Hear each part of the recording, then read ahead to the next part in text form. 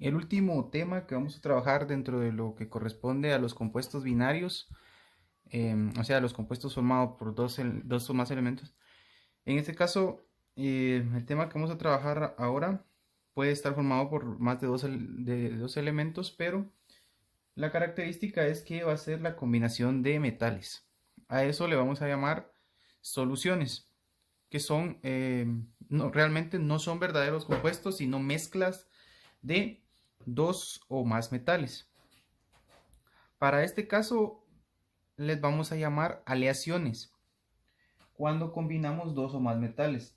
En este caso no los vamos a encontrar de manera natural valga la redundancia, en la naturaleza, sino que se va a formar por medio de la mezcla de dos o más metales. En este caso, principalmente mediante la fundición de los elementos en estado sólido y al volverse líquidos se entremezclan y sus características cambian. Entonces no los vamos a encontrar de forma natural en el planeta. En este caso, cuando combinamos dos o más metales, le vamos a llamar aleaciones. Y para darles su nombre, en este caso vamos a colocarle simplemente, por ejemplo, en este caso tenemos cobre y tenemos zinc, entonces lo vamos a llamar aleación de cobre y zinc.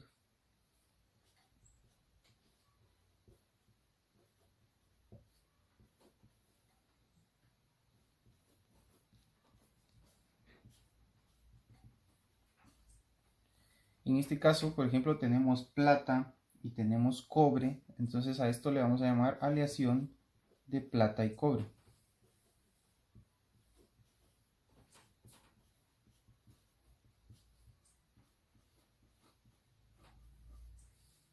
En este tercer ejemplo ya tenemos tres elementos.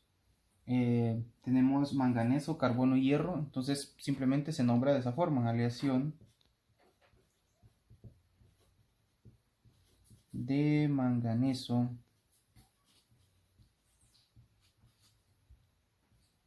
carbono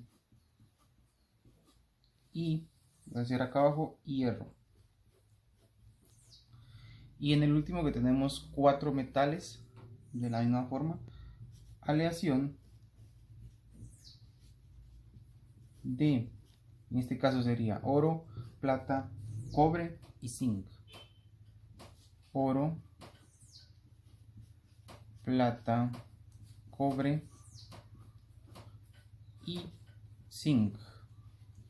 Entonces estas aleaciones de metales son muy utilizadas en diferentes industrias porque cada una de las aleaciones que vemos acá, por ejemplo, tiene características muy diferentes y se hace en muchos casos porque al obtener los metales de forma pura, por ejemplo el hierro, eh, y al hacer una aleación de hierro con otros elementos se logran características más fuertes, por ejemplo, que sean mejores conductoras de electricidad, que tengan mayor resistencia, que se puedan utilizar con otros fines, no solo como los metales en estado puro.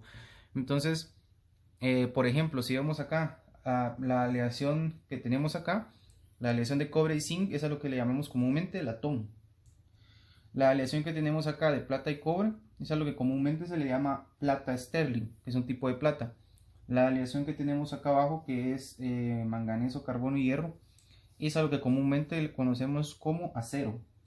Y esta aleación que tenemos acá al final de oro, plata, cobre y zinc es lo que forma, en este caso, por ejemplo, el oro de 14 quilates, que no es oro, que es oro en un estado menos puro. Ahora bien, la única consideración que vamos a tener o la única característica que vamos a tener es que, como dice acá abajo, cuando uno de los dos metales, de los dos o más metales, es mercurio, en lugar de llamarlo aleación, le vamos a llamar amalgama.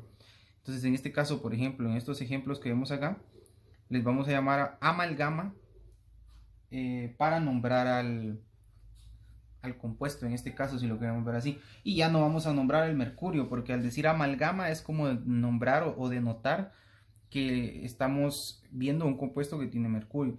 Entonces en este caso, por ejemplo, que tenemos cobre y tenemos mercurio, simplemente vamos a escribirlo como amalgama de cobre.